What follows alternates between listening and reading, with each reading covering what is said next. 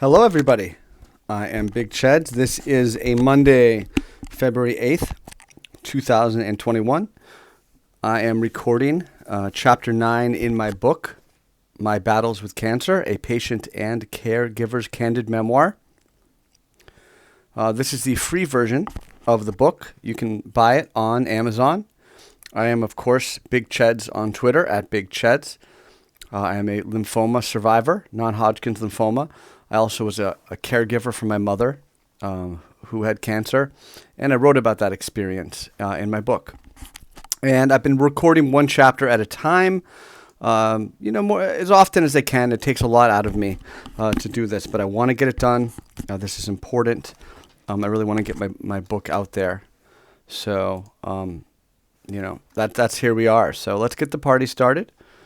My Battles with Cancer, and Chapter 9. Is Bumps in the Road. Tuesday. The doctor had instructed me to monitor my temperature closely while I was at home. And if it ever rose above 104, I was to call his office day or night without delay.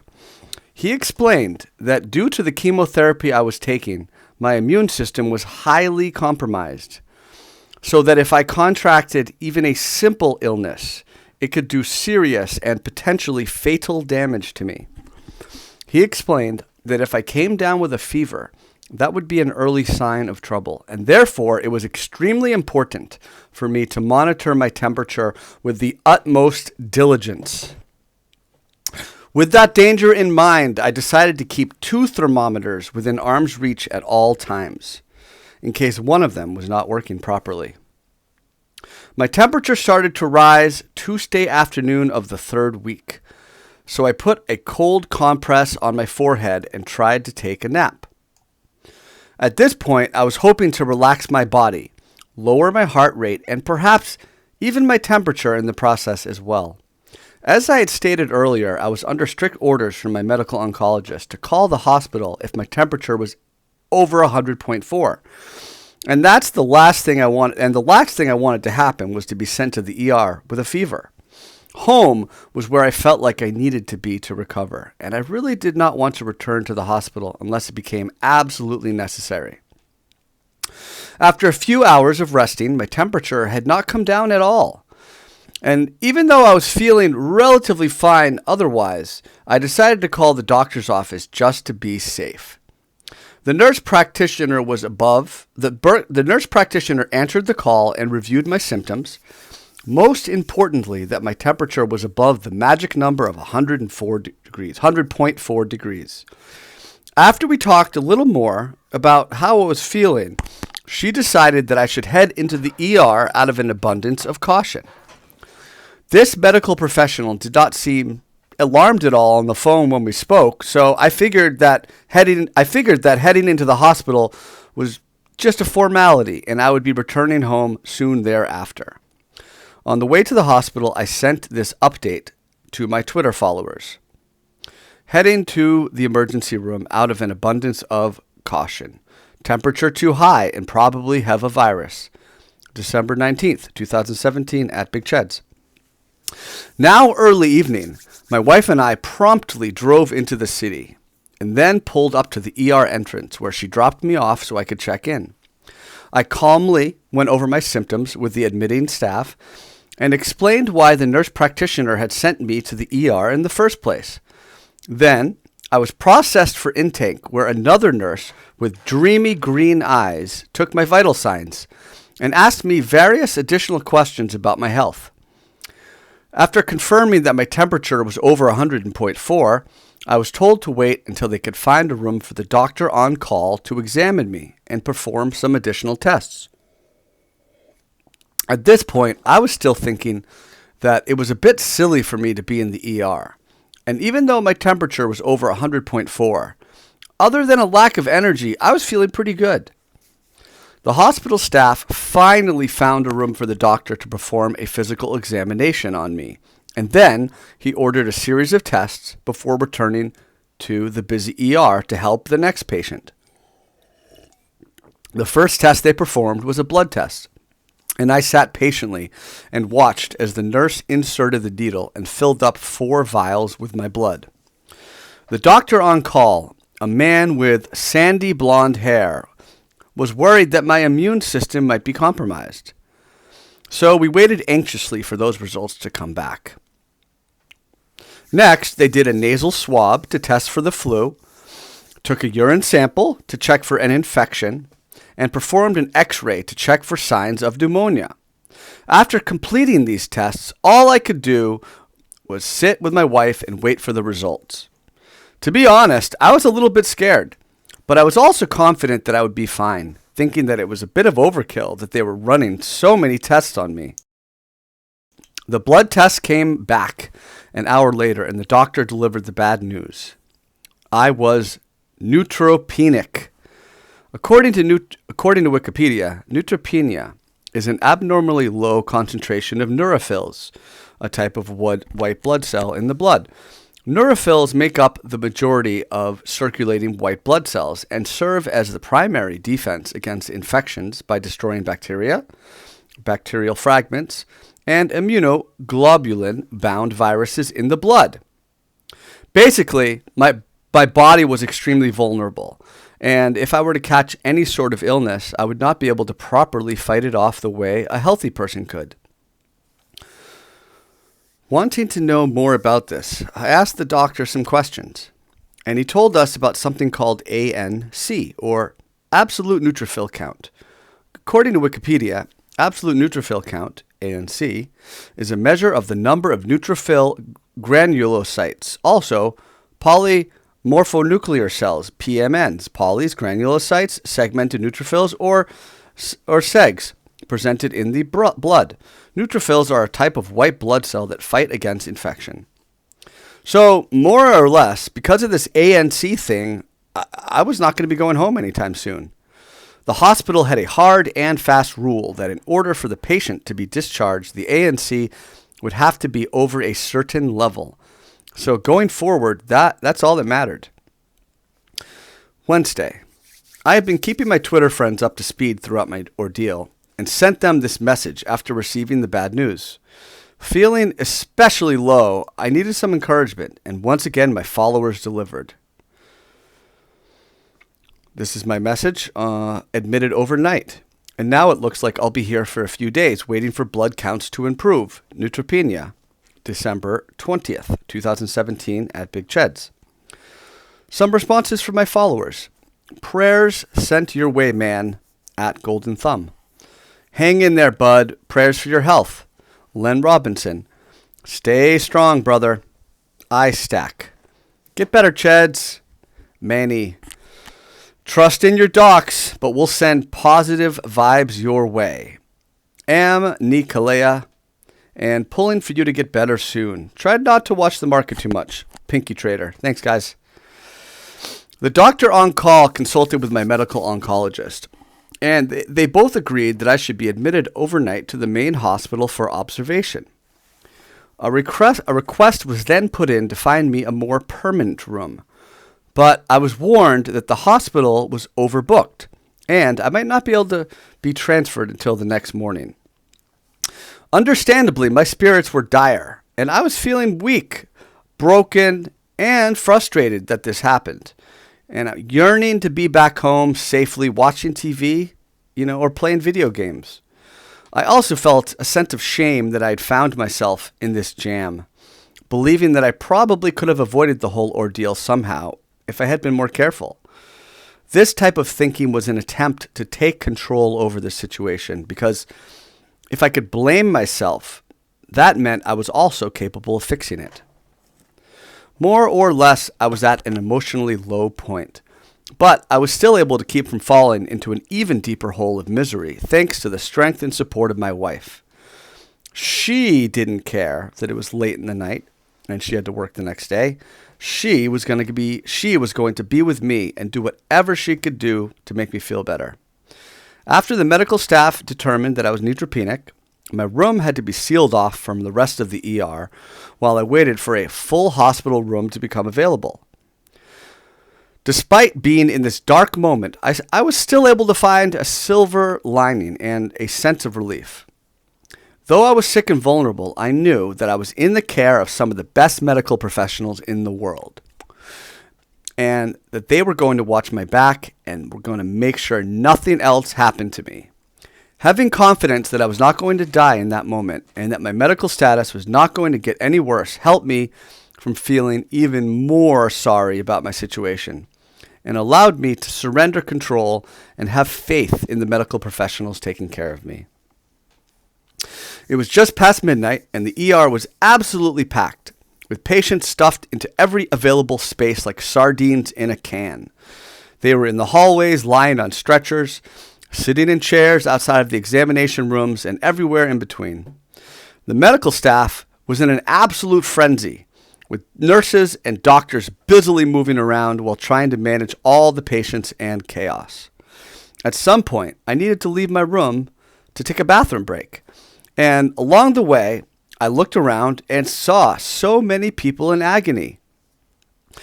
I could hear moaning and cries for help from the other patients as they suffered pain, and watched as they looked to their loved ones for comfort and solace. As I continued to walk, I tried to study their faces to feel their discomfort, and was again drawn away from my own misfortune for just a little while. There was a beer-bellied man with white and gray hair pulled back into a ponytail, wearing a denim leather motorcycle outfit while laboring to catch his breath as his wife held his hand tightly.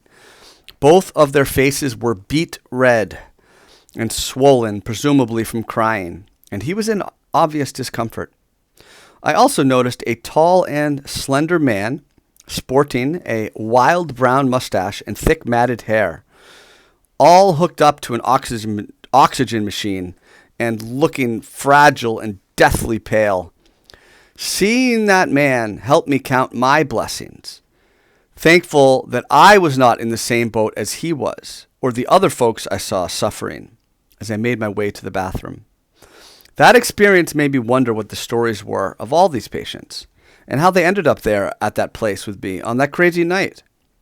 The process of seeing all those people in pain and the madness of the staff trying to manage all those patients really gave me a new level of respect for the nurses and the doctors that work in the ER. Upon reflection, I decided that I could never work in a place like that due to the emotional overload. As an empath, or someone who is highly empathic, I tend to feel what those around me are feeling, and as such decided it must be extremely difficult for the staff to come in there every day and deal with that type of suffering.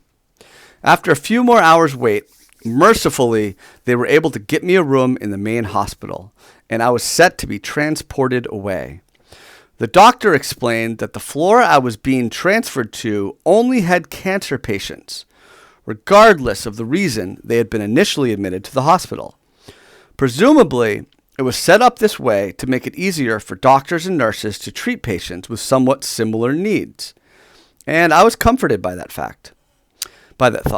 Next, I was whisked away in a wheelchair by a pleasant-seeming man with a Haitian accent, blue-green eyes, and a wisp of a mustache.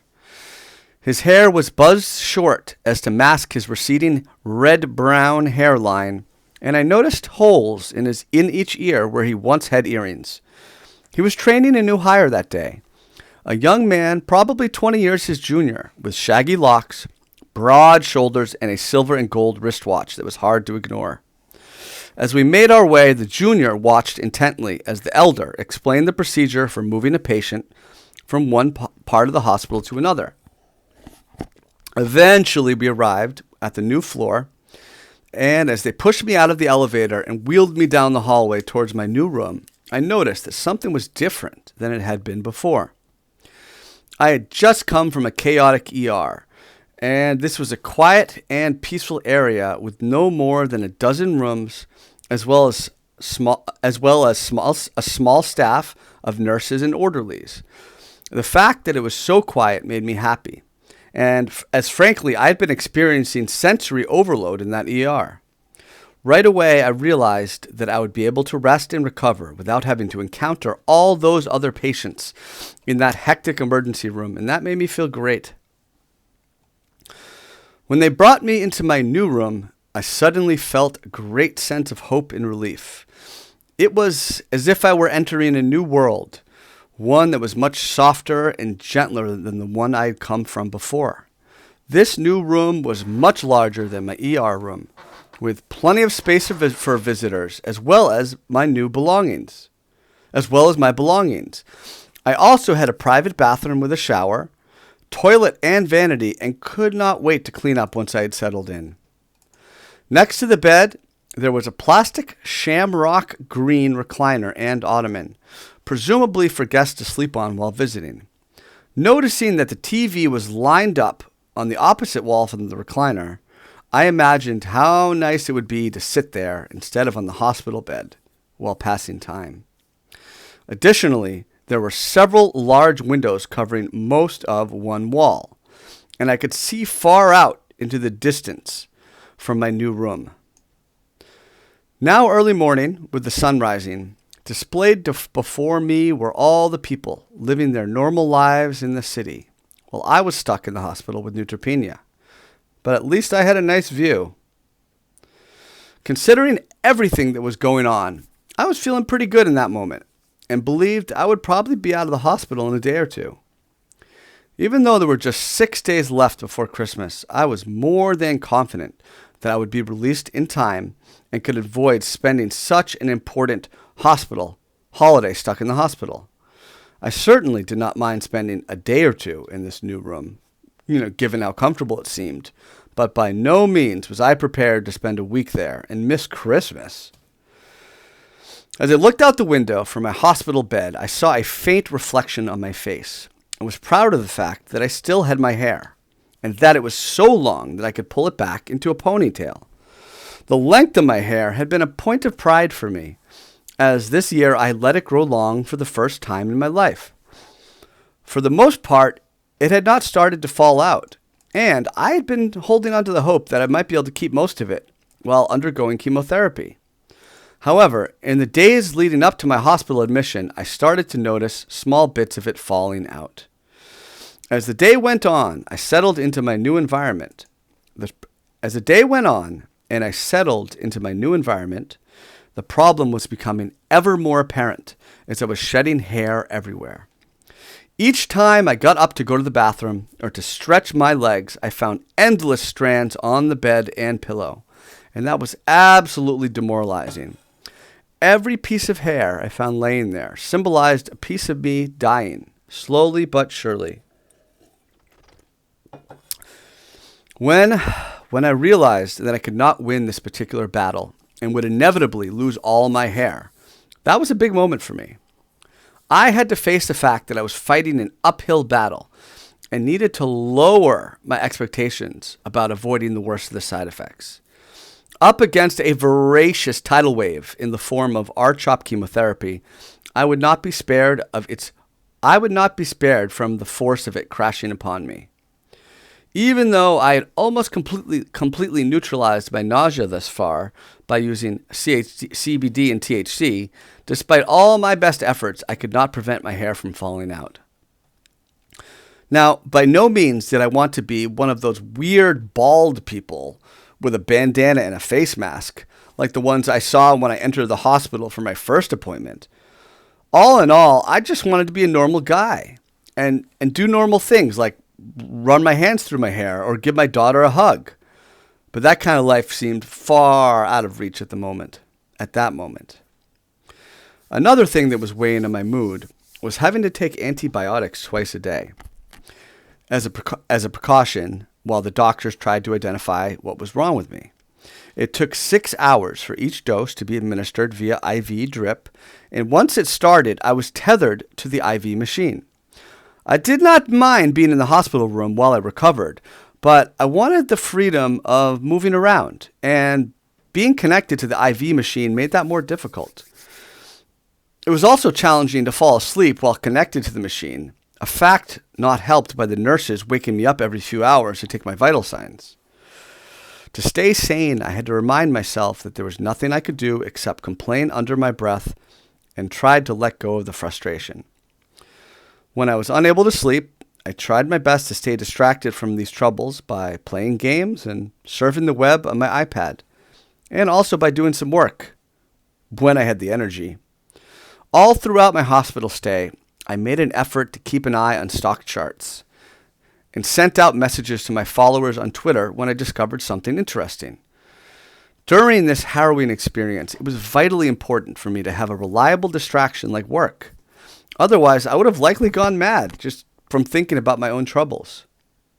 I badly needed something substantial to focus on, and interacting with people through my Twitter account really helped me do that, and also helped make me feel a bit more normal through social interaction. In addition, I started working in earnest on a comprehensive beginner's guide for my blog, beginner's guide to trading for my blog, knowing that it could help a lot of people and would provide me a great escape from my troubles. All in all, considering that I was stuck in the hospital and hooked up to an IV machine, I was proud of my ability to still churn out good information to my followers and greatly enjoyed the back and forth I had with them. So thank you. One thing that I actually loved about being stuck in the hospital was the room service. I was able to order 3 square meals a day, and there were a wide variety of options for me to choose from. By the second or third meal, I had figured out how to order as much food as I could without going over my per meal limit, and that gave me some satisfaction. When everything else is out of control, just the little things you can control make all the difference in the world. By ordering exactly what I wanted and having it delivered to me, I was temporarily in charge of my environment and experience, and was just another guy having a nice meal delivered to him, instead of a sick patient stuck in the hospital eating Jell-O. By the second day in my hospital room, I was feeling pretty good physically, and my temperature had returned to normal, which suggested to me that I was on the road to recovery. Emotionally, it was still difficult, with my feelings of isolation and frustration growing by the minute as my hair continued to fall out.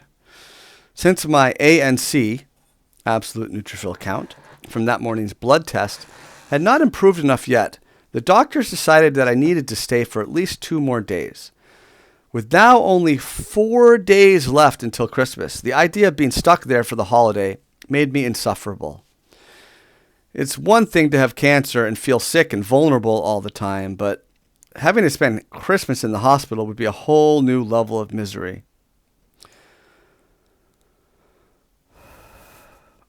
Feeling lost and angry, I tweeted out to my followers, hoping for some encouragement. I always wanted to see what it was like to spend Christmas in the hospital, hooked up to tubes. December 21st, 2017, at Big Sheds. As usual, I received many messages of support. Stay strong, bro. Wishing you the best. Be king. Positive vibes to you. 5X Survivor here. Wow. Remember, attitude is everything. Best wishes for you. Mark Moon. Stay strong. Lee D. At some point during the afternoon, my sister came by to pay me a visit. But once she found out that I was neutropenic, she could not come inside the room to spend time with me. She simply could not risk catching an infection from me if I had one, as it would impair her ability to see patients, nor could she risk giving me an infection, as my immune system was highly compromised. Realizing that she would be unable to visit me made me sad, and it felt as if I were looking through a glass door at someone really important to me. That experience further reinforced my feelings of isolation and detachment from others, as well as my identity as a flawed and dangerously sick cancer patient. My sister has always been a big inspiration for me, and not being able to talk with her was discouraging to be sure, but there was basically nothing I could do about it for the moment. While I was confined to the hospital and for the most part just laying in bed, one of the things that doctors and nurses were afraid of happening to me was something called neuropathy. Neuropathy is a condition of weakness, numbness, and pain from nerve damage, usually in the hands or feet. Reference. Neuropathy is also one of the side effects of the chemotherapy drugs I was taking. Actually, most of them. And by not moving around as much as normal, I was exacerbating the risk of it happening. Luckily, I had not yet experienced any symptoms, likely because I had pushed myself to remain as physically active as I could while recovering at home. During the late second week, and for the most part of the third week so far, I had enough energy to get out of bed and did some basic cardio exercises, and occasionally even took short walks around the neighborhood. Frustrated with the possibility of staying in hospital for Christmas and needing some exercise, I decided to venture out of my room and to explore the rest of the hospital floor. It was a great feeling for the first time I left the room, having been there for more than 24 hours. As I walked down the hallway, I took a peek at some of the other patient rooms and wondered to myself what type of cancer they had and how serious their prognosis was. Did they have as good a chance to win their battle as I felt I did? Did they have a strong support network and access to powerful medicines like CBD and THC like I did? Looking at these other folks, I counted my blessings, knowing that I was likely more fortunate than the average person fighting non-Hodgkin's lymphoma. As I walked around the halls of the hospital floor, I took note of how many different visitors I passed and searched their faces to try to imagine what they were going through. I wanted to learn something from how they were coping with their disease to help me prepare for my battle. Cancer not only affects the patient, but also friends and family, and it can be just as difficult emotionally for them as for the patient. This was something I always kept in mind throughout my treatment process to help me keep from focusing solely on my own misfortune. Upon returning to my room, I felt a bit refreshed and settled back into the hospital bed to watch some television. Later that night, as I was just starting to drift off to sleep, the nurse, a woman with bashful blue eyes, came in to set me up with a new antibiotic drip. It was important for them to keep me on antibiotics while they tried to figure out what was wrong with me, despite the fact that the early results from my blood cultures had shown no bacterial growth. The nursing staff took these blood cultures or samples from me during my first night in the ER, and over the course of 2 or 3 days, the idea was that tests would show if I had a bacterial infection. So while we were waiting to see if any bacteria were growing, I had to stay on antibiotics just to be safe. The drip lasted roughly 6 hours, and I found it extremely difficult to fall asleep while connected to the machine, regardless of how tired I was. Once the nurse did her thing and left this time, I looked up at the clock and told myself that 6 hours later or by 8 a.m. I would be finished and I could take a solid nap then. When the clock finally turned 8, I pressed the help button on the hospital bed remote and a nurse with porcelain skin came to unplug me from the IV machine. To my absolute dismay and horror, I learned that the nurse had forgotten to start my IV drip. She had connected the antibiotics bag to the IV machine but never actually turned it on. So the prior 6 hours had been wasted. The idea of being connected to this machine for another 6 hours made me absolutely livid. But the worst part was there was literally nothing I could do about it except suffer in silence. This was an extremely low point for me, as I was already dejected from seeing my hair falling out and feeling trapped in the hospital. So being unable to get any sleep just made things worse. Friday. By day 4 of my hospital stay, I was desperate to get some rest so I could wake up recentered and be ready to deal with a challenging situation. Despite my lack of sleep, I tried my best to manage my frustration, but each day I was getting closer to the end of my rope. And I had been in the hospital now much longer than anyone else had anticipated, and my feelings of isolation were beyond overwhelming. There were so many things about my hospital stay that frustrated me. Not that long after the debacle with the IV drip, I encountered an issue with having my blood drawn. When I was first admitted to the hospital and went through the patient registration process, I was approached by a research assistant.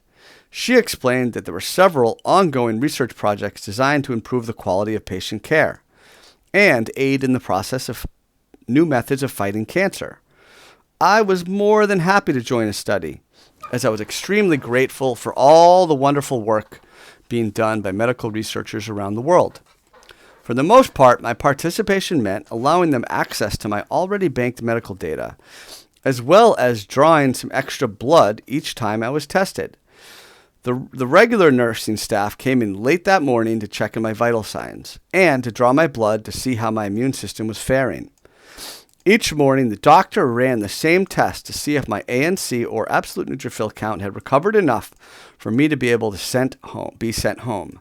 And then I would wait for the doctor to come in and give me the results. All the prior tests had delivered bad news, essentially rendering my stay open-ended and leaving me feeling like I was trapped and helpless. Around lunchtime, another nurse with emerald green eyes showed up to take my blood. And when I asked her why she was attempting to do so, she replied that she was from the research study and I had already agreed to participate.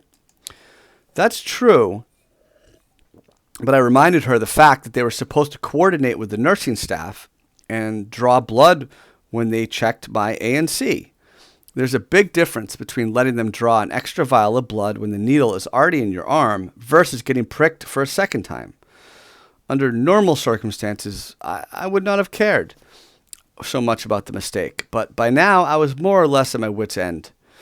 What made it even more frustrating was that there was nothing I could do about it and felt guilty about complaining since it was for a good cause. Saturday.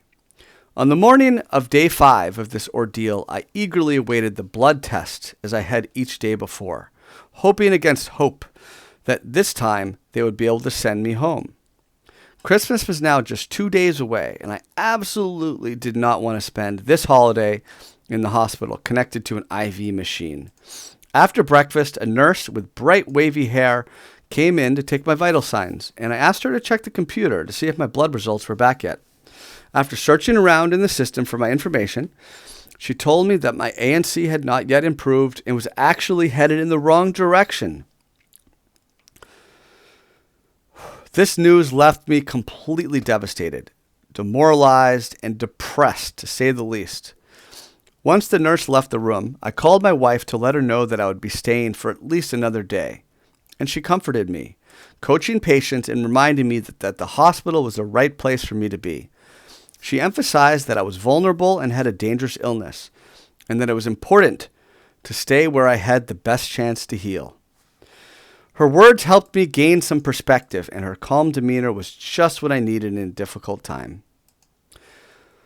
About an hour later, the doctor on call, a broad-shouldered man with sharp features, walked into the room to discuss my blood test results, and I cut him off before he could even start talking. I frantically said, I know, the blood counts went down, and I'm going to be here another day. And as I rambled on, he interrupted me and stated that, in fact, my blood counts had gone up, and that I was going to be going home that day. A feeling of triumph and relief and elation washed over me, as it would for a defendant who just received a not guilty verdict for the trial of his life. It turned out that the nurse had misread my results, and all my complaining and desperation were for naught. The bottom line was that I was going to be home that day, free as a bird, and would no longer be confined to the hospital room. After having spent almost 4 full days in the hospital and coming rather close to a mental breakdown, the idea of finally closing this chapter of my adventure really excited me. I could not believe that it was still just my first cycle of chemotherapy, given how much I had already been through. In that moment, as I received the discharge news, I questioned if I really was going to be able to make it all the way to the finish line, given how hard it had already been. To get through just one cycle, it had already taken a significant toll on me, both physically and emotionally, and I was not sure if I could survive that process 5 more times. As soon as we got home from the hospital, my wife went into the bathroom and grabbed my hair clippers and a fresh razor. After suffering through 5 days of finding hair clumps in my hospital bed and pillow, I was ready to take control of the situation by shaving my head before the rest of my hair had a chance to fall out.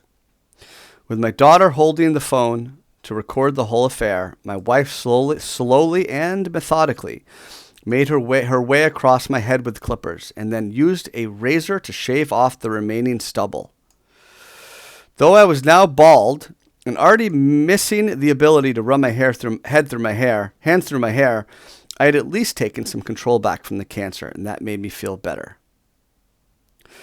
The last 2 days before the Christmas holiday came and went as smoothly as could be expected given my medical condition.